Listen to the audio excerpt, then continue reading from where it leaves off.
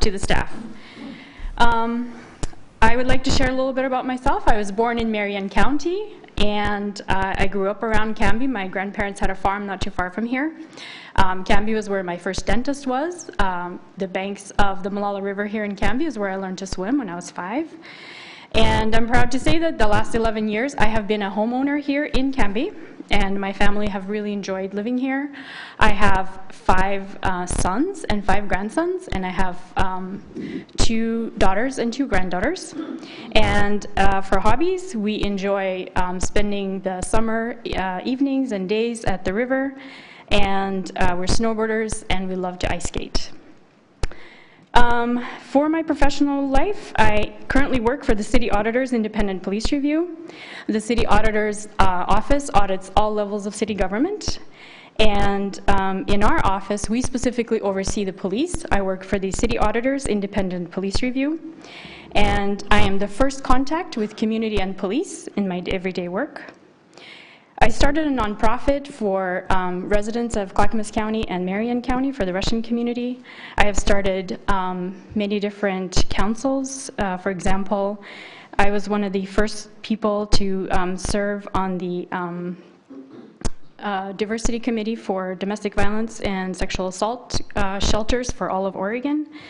I've also served on the Minority Voting Task Force most recently, and I'm currently a member of the Clackamas County Diversity and Equity Leadership Team. I also serve on the Human Trafficking Task Force, and I've served on Metro's Equity Strategy Committee. And for the first question that we had, what appeals to me? Our city is growing, and it's poised for more growth. And I'm excited to live in this prosperous city because we're facing growth, and we are also facing challenges. I want to serve our city so we can create a strategic plan for how we're going to grow. As someone from a background of being from a Russian community and an immigrant community, my parents were they moved here, and I was one of the first in the family to be born here, so I have that unique perspective that I think the council needs my voice here. And as a working mom of 7, I have faced many, many challenges, and I have that perspective that I think others in my situation that have faced challenges, they need to hear. I need to be sharing their perspective because I have that unique perspective.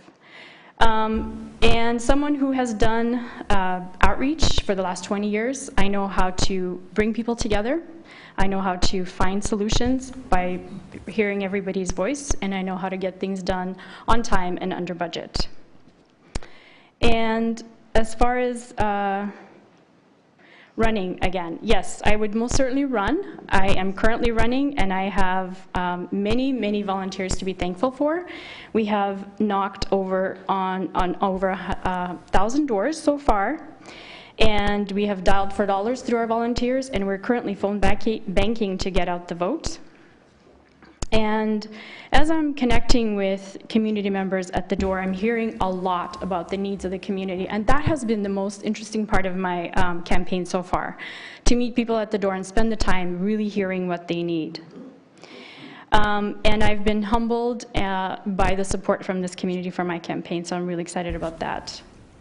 And as far as what are some of the pressing problems, well, there are many problems facing our working families. There are many challenges that we are facing.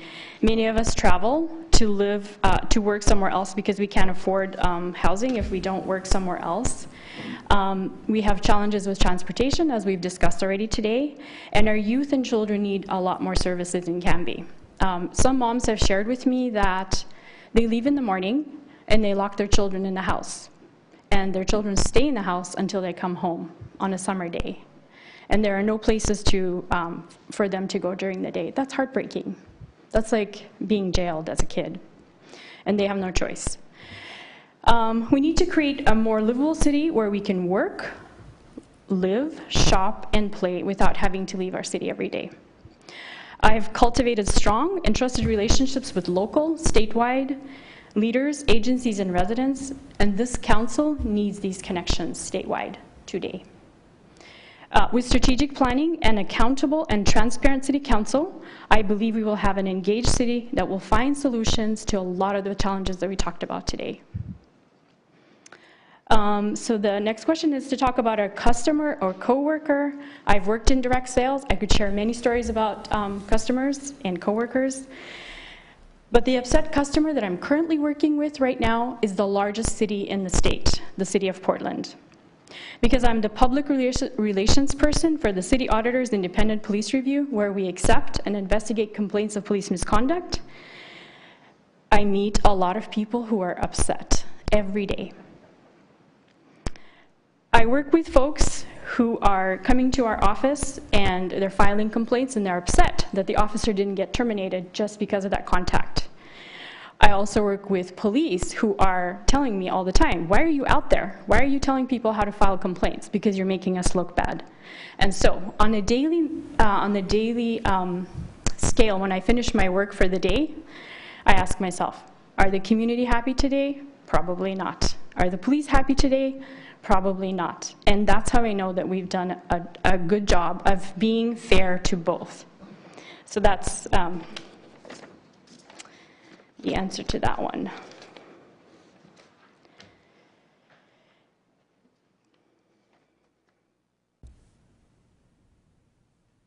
Sorry, it's really late. You're fine. As far as what specific improvements I would like to make, I have shared some of those already publicly. But today the one I'm going to share is a pretty easy one because it costs no money.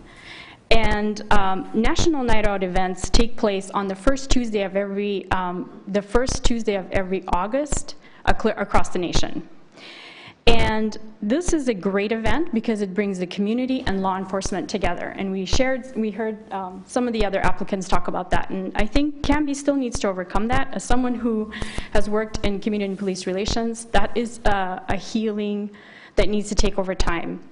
And I think the reason that the National Night Out event would be so great is because it happens with the neighborhood association leaders, it happens through volunteers, and it costs nothing. It's a matter of coordinating volunteers, businesses, law enforcement, firefighters, to bring together into the park, even if it's just once a year. That's a great way to connect. The one organization that is doing this work in Cambie is Bridging Cultures, and I admire the work that they're doing, but I think our city needs to get more supportive around some of these events.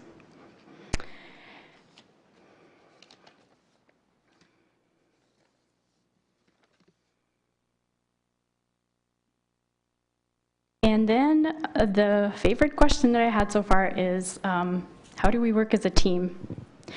Well, with the City of Portland, our office often brings forward, we hear concerns through my outreach about police accountability, and then we write ordinances to bring more accountability to our city, the police.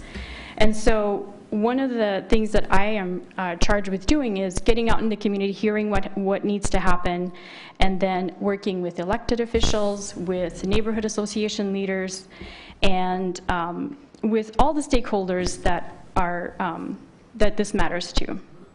And so I work regularly with the African American, Native American, Latino, Slavic, Asian Pacific Islander organizations and leaders, folks who are from the immigrant and refugee community as leaders, and also folks who advocate and support the community members that are struggling with mental health.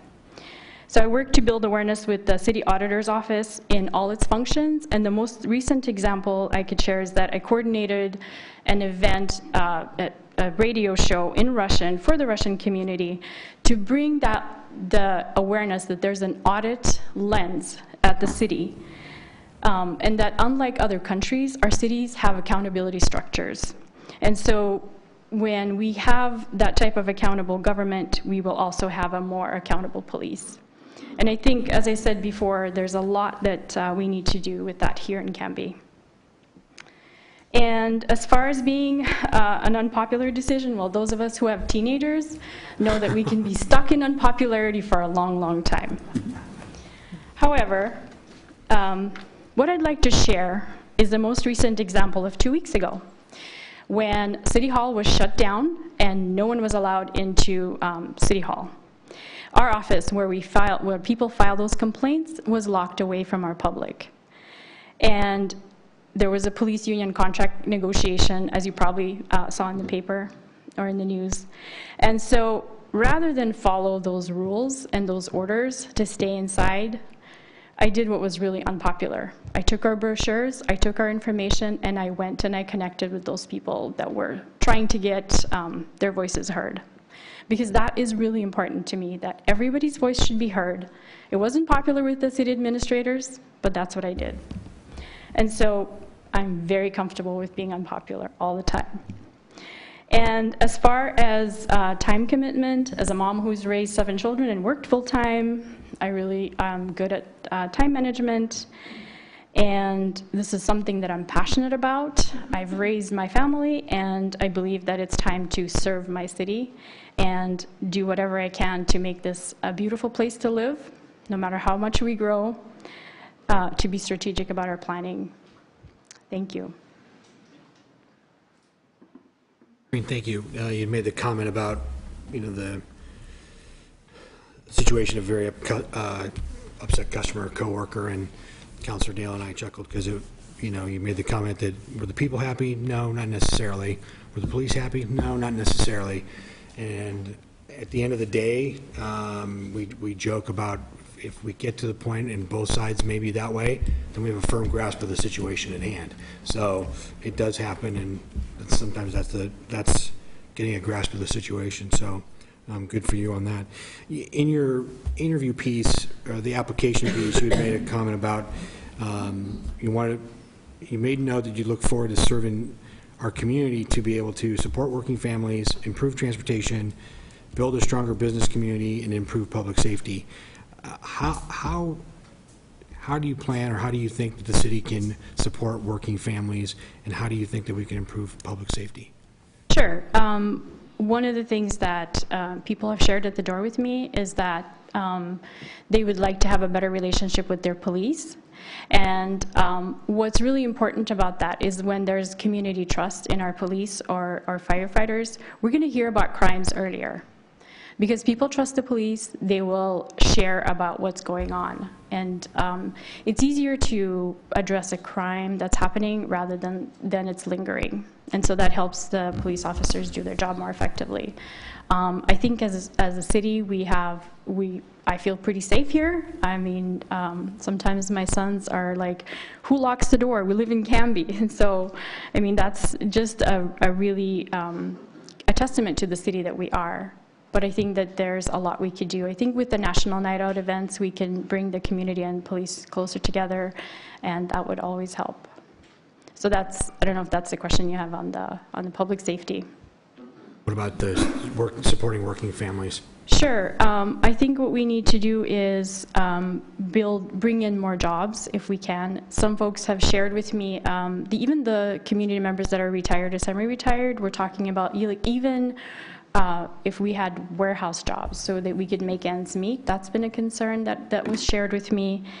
There's a lot we can do with our business community. One thing that I'd love to do right away is, whether I'm elected or not, is to work with our chamber and see if we can bring in trainers from other areas that are marketing to the Latino community, because I think our downtown core business area could really benefit from those types of trainings, and I don't think that's happening right now. I think we need to bring together, from what I've heard in my canvassing so far, bring together the community, the business community, and the chamber and city council every quarter or so, and just to check in, see what we can do for each other. And I think there are strategies for marketing, because we're, as Mr. Rubio said, there's a quarter of the population that are a diverse community, and I don't know of any ways that the chamber is reaching out or anyone else is reaching out, how to cultivate that bigger base for business. Parker, anything? Councilor Hensley? No. No? Councilor Dale? Irene, here's some more thoughts that you have about transportation. I mean, we know it's an issue here. Yes. What are you thinking? How can we make it better? So one of the ways that people can get from Canby to Portland, so there are several ways: through west, through traveling on the west, through the CAT system. And there's a disconnect, and I think just, again, using what we have in place right now, having a larger conversation with TriMet, with maybe Metro or other folks who are at that level, and figuring out how we can make our transportation system more in sync with other systems. I'll give you an example. So 2 weeks ago, I decided to take the cat bus, but I missed it. So then I was like, all right, well, I'll drive down the 99 and I'll take the orange line. So I'm already in my car. I drive down to the orange line, and as I'm walking up, I missed that one.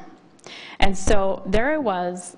I got back to my car, and I got in my car and I drove all the way to the city because I just couldn't wait at that point for another half an hour it wasn't actually half an hour, it was 20 minutes before the orange line came. And so when I go back and forth every day, there are so many ideas that I have about working with our current system, because the other thing that happened was, as I was on 99, I passed the cat bus, and there were probably 5 people on it. And when I'm talking to people at the door, they don't even know that they can do a dial-a-ride. And that's a problem. So there's a lot that we need to do. And I don't think we necessarily have to spend money. I know we do, but there are other solutions that I'd be interested in working with. Very good. Thank you. So I'm curious, as you've knocked on all these doors, 1,000 doors, you talked about police relationships with the citizens. What else is coming up? What other, I don't know, major themes are you hearing at the doors? Very interesting. Traffic control. And I hate to say this is what only happening can be turkeys. Turkeys roaming. That's a problem. Yeah. Yeah, but I'm hearing a lot about rising rent, about the cost of housing, and just the shortage of housing. And I know that the problem of housing is not going to go away. It's going to get bigger because everybody wants to live in a quiet town, and Portland and other cities are just priced out. So we're going to have to become really strategic about how we do this. And the one thing that I also want to share is that any type of planning we do, we need to hear from everyone. There are voices that are never heard, and they're really important, because the more voices we bring together, the more we're likely to find solutions that we may not see. And one other, so as a minority voice that understands the Russian community, how could you reach out to the Hispanic culture as well, even though it's not your native culture, but how could you use your diversity training or your own understanding of a minority voice? Sure. Actually, I was invited to speak to, I think it's Millennial, I'm not saying it right. Ask Alma. So there's an organization that's looking at and training the Latino community to serve on boards and commissions, and so I've been asked to speak on Friday, basically about my journey to decide to run for office. I think what happens is that the more we are different, the more our differences are the same. And so as long as we are willing to hear people, arrive with humility, and really listen, they will tell us how to reach them. And so my strategy for reaching the Latino community would be to continue working with Bridging Cultures, to continue to attend events and cultivate that civic engagement. And one of the things that I did in November is to ask other Latino women to run with me when I decided to run, because I think we do need to have that voice here, because unless there's someone that looks like a diverse community, they're not going to engage as well. And so we need to be really thoughtful about how we engage. I don't know if that answers your question. I could talk about diversity forever, so that's I know it's late. Yeah. Irene, could you touch on which liaison duties of the various ones that there are appeal to you the most?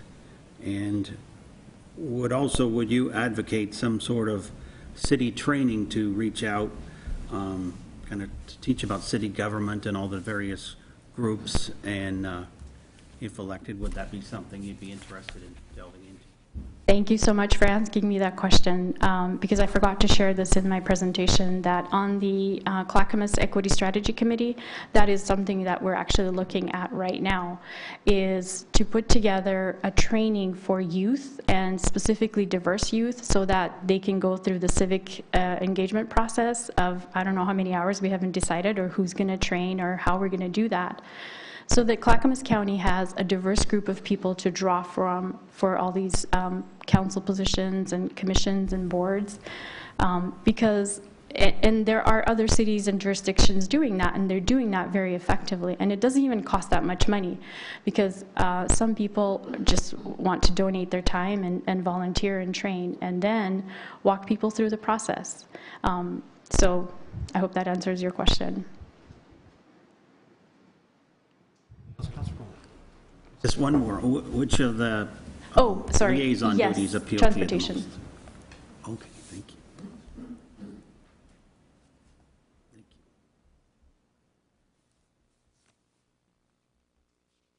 Questions for Ms. Koenig? No?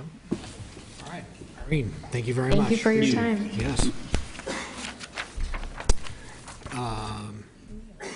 We are going to take a quick 5-minute break, as quickly as 5 minutes will go, so that we can stretch our legs and do what we need to do. So talk among yourself for a moment. Let me remind the council, please, no side conversations until we are back. Joe is happy.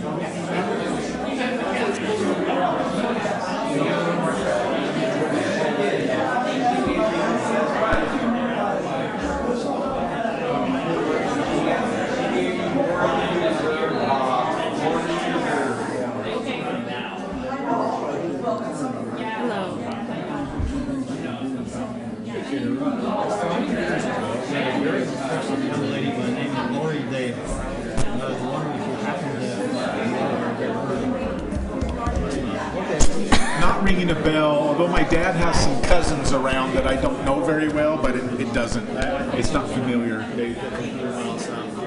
No, not part of us. Thank you, though. Thanks for your email back. Yeah, yeah. You guys have a tough decision. You've got a lot of quite well-qualified candidates. It's a tough one. Yeah, it is good to have somebody. Have you been to a council meeting in Canby before?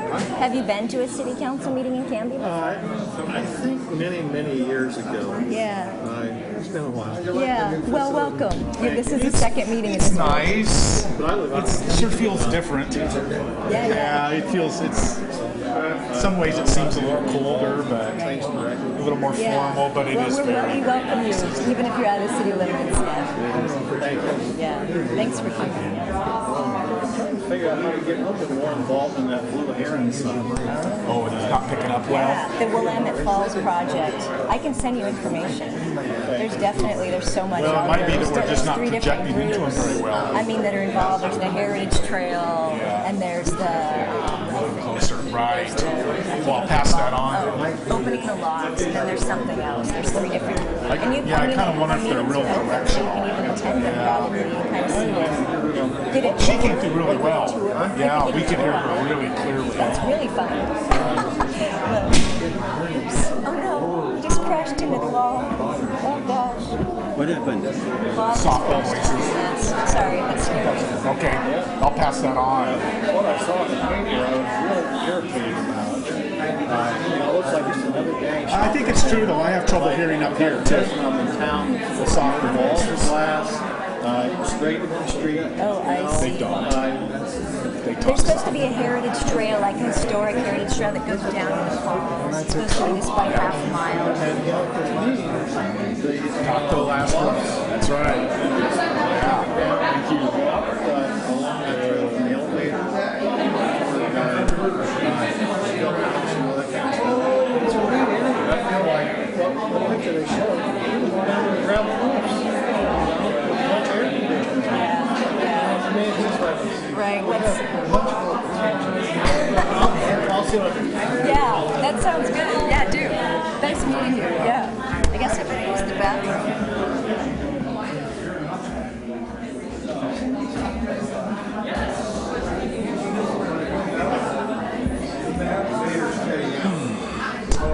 Walt was just saying that we're not all picking up very well either.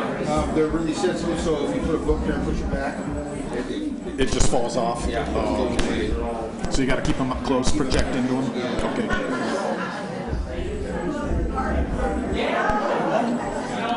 I was losing the. Oh, were you?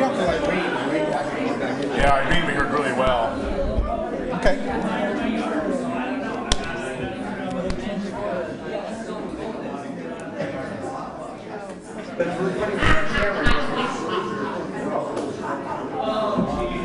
Tim, we can't talk, can we? Not about city business. Okay.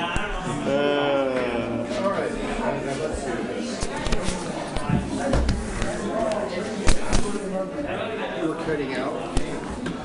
When the mic gets pushed away, it falls off. It just goes away. Okay. So you got to tape. And you're going to give us a countdown again? No, I'm just jumping right in, so you guys got to be ready to go. All right. 3, 2, 1, go.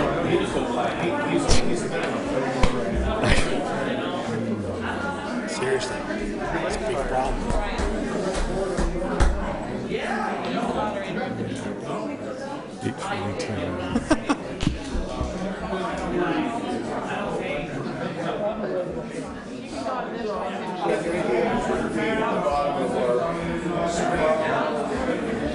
What's that? The scroll. Yeah.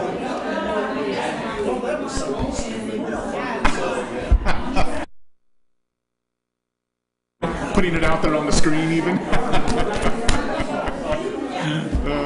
I know those can be pretty brutal.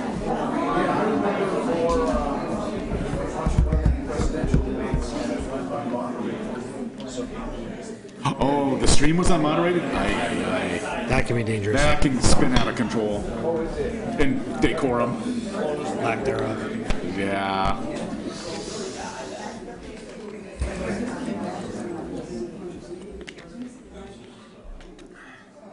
Do I have all the counselors back?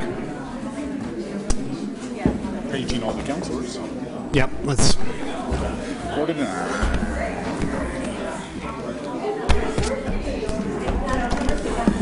Kim has given us a sample motion if somebody wants to make. Okay. If I can have everyone take their seats, please, we're going to read the meeting.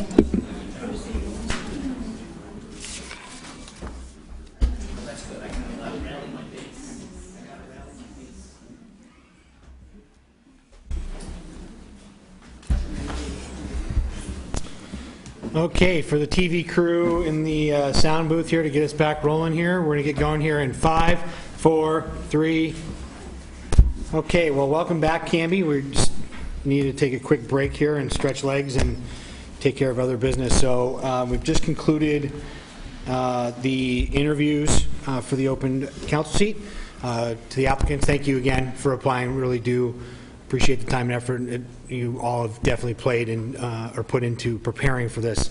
So we appreciate that tremendously. So yeah, it speaks well to I think the passion that all the applicants have for being on the council here.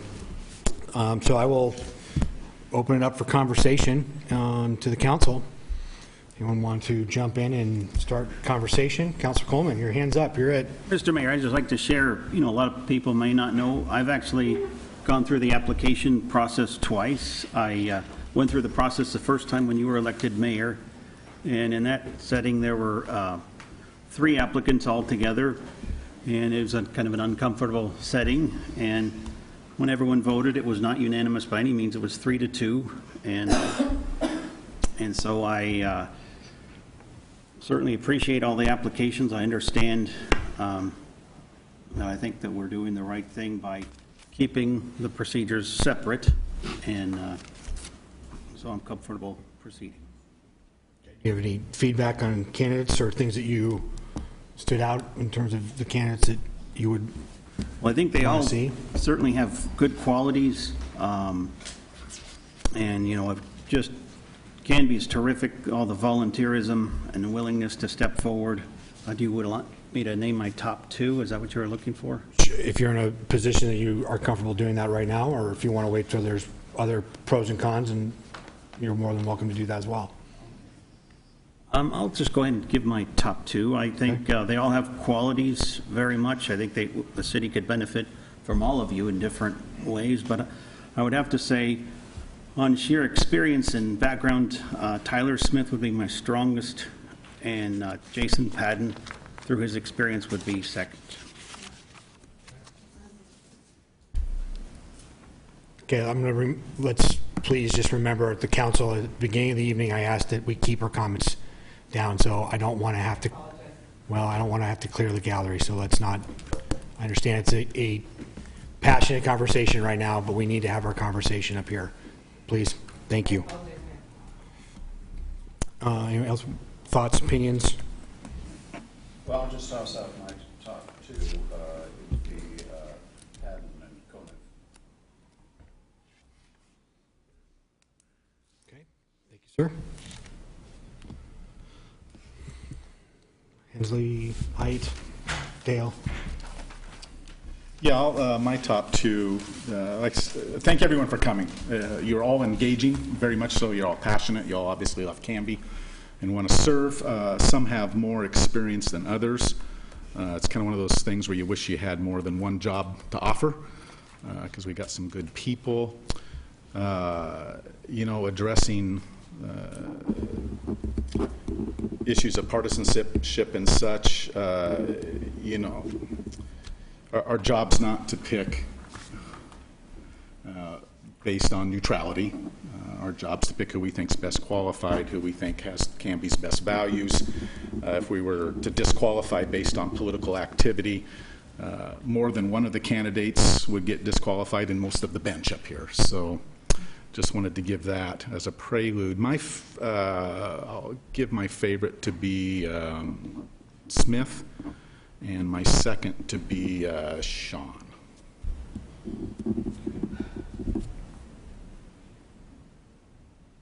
Sir.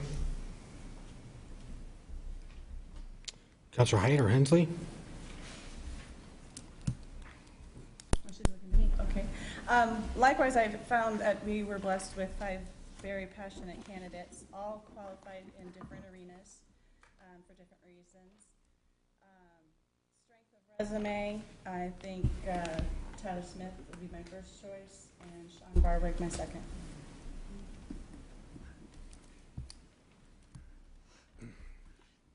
Pamela. Well, then I misheard something, sorry. Okay, I apologize for that. I don't know that it was her. Okay, I'm not sure.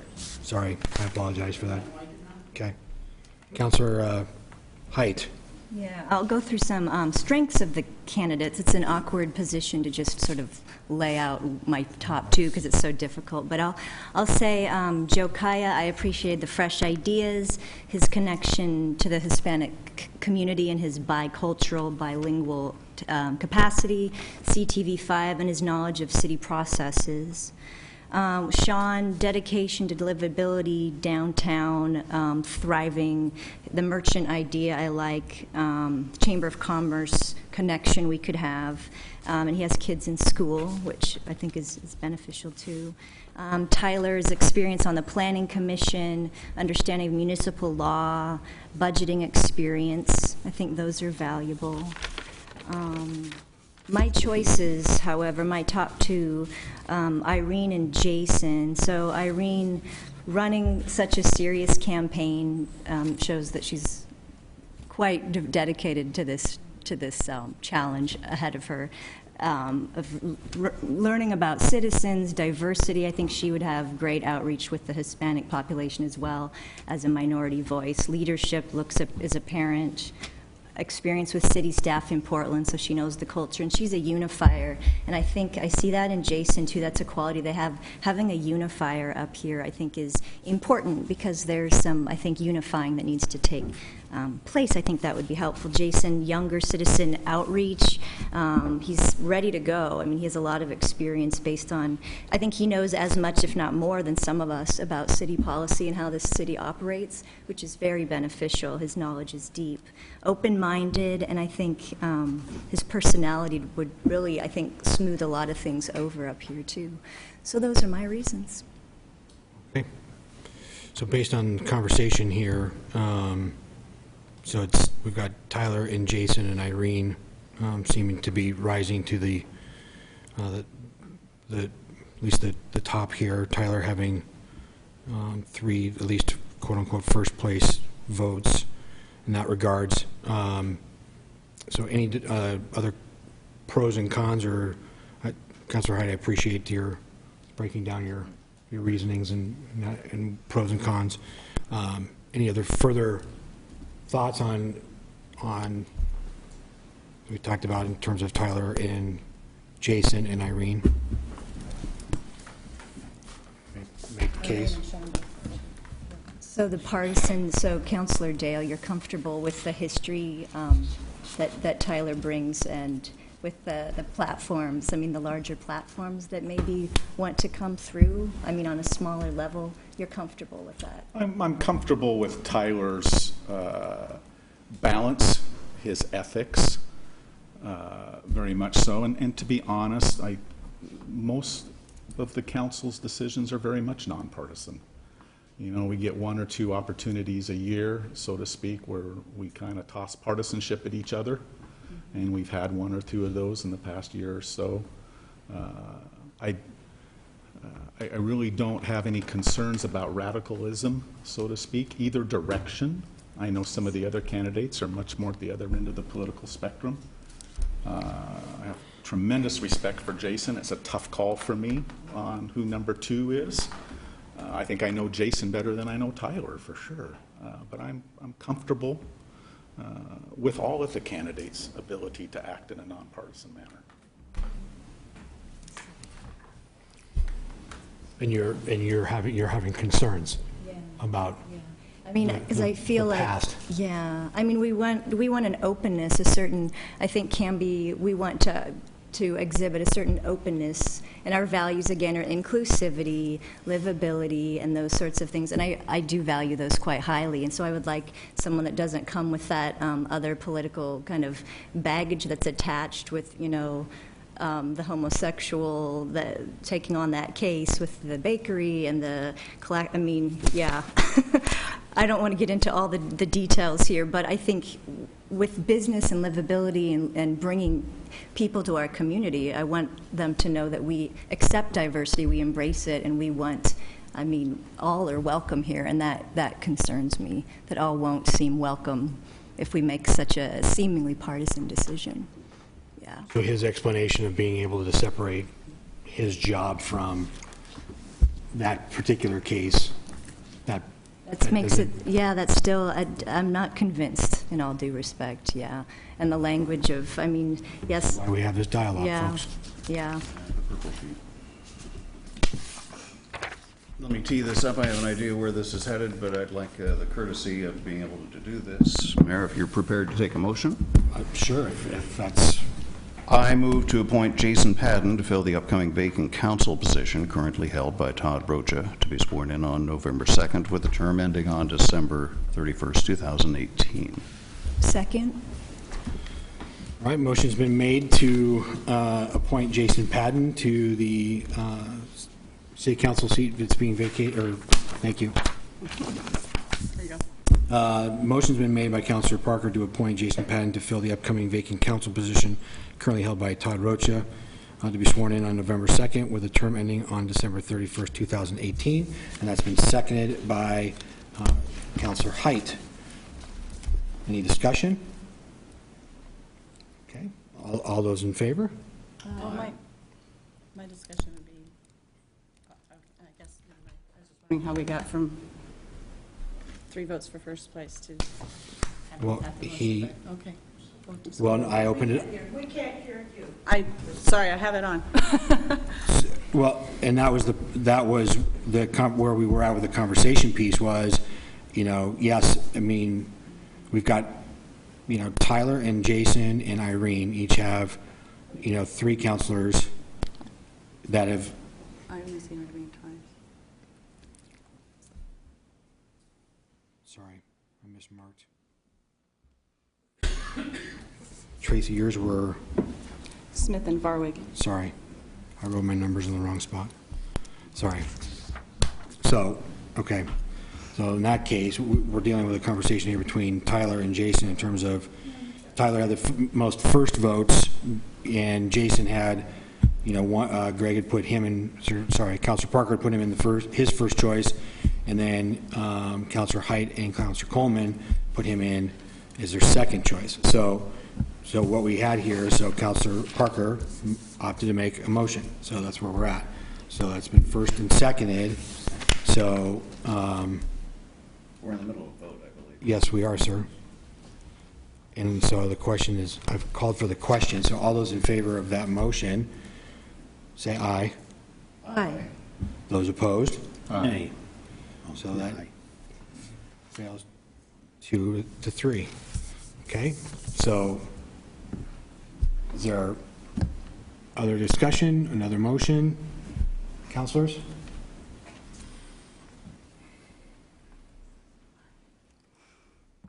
I can't make motions and I can't vote, so I'm looking to. Mr. Mayor, I move that we appoint Tyler Smith to the vacated position of Todd Rocha. Motion on the table. Is there a second? I'll second that. Motion has been made by Councilor Coleman and seconded by Councilor Dale to appoint Tyler Smith to fill the upcoming vacant council position currently held by Todd Rocha, to be sworn in on November 2nd with a term ending on December 31st, 2018. All those in favor? Aye. Aye. All those opposed? Nay. That motion passes 4-1. So we have it. So Tyler Smith will be sworn in on the 2nd. Thank you, councilors, for your deliberation and conversation. Thank you to the applicants for applying, and for all of you for being here this evening. I appreciate it. His experience, he made one meeting. How does it make any sense? One meeting all year. Actually 2 over 19 months, but he's counting. Call for an adjournment. Mr. Mayor, I move we adjourn. Second. Motion's been made to adjourn, seconded by Councilor Dale. All those in favor? Aye. Anyone opposed? We are adjourned. Thank you. Got a little loud in the gallery. Well, I jumped the gun.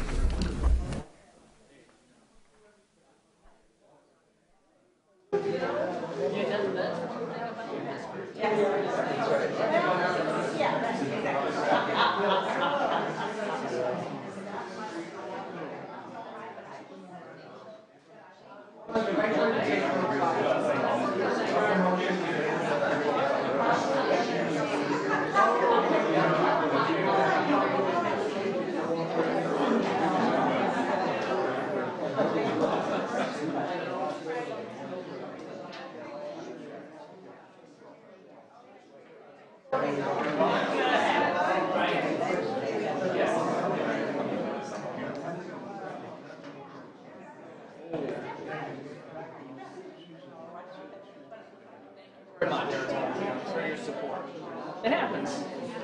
There's always next time, don't worry. Speaking 101.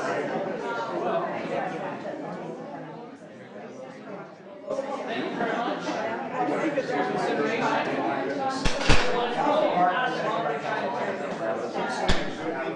Oh, yeah.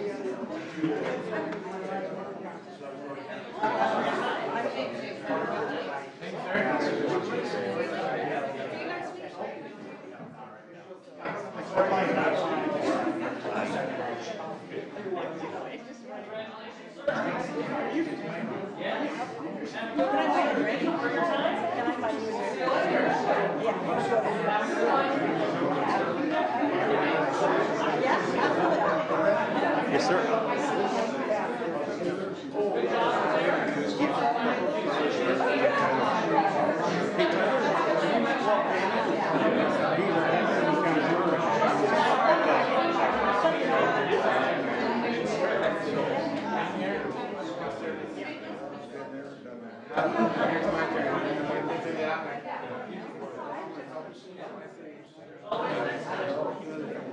Are you involved in those MasterCard classes?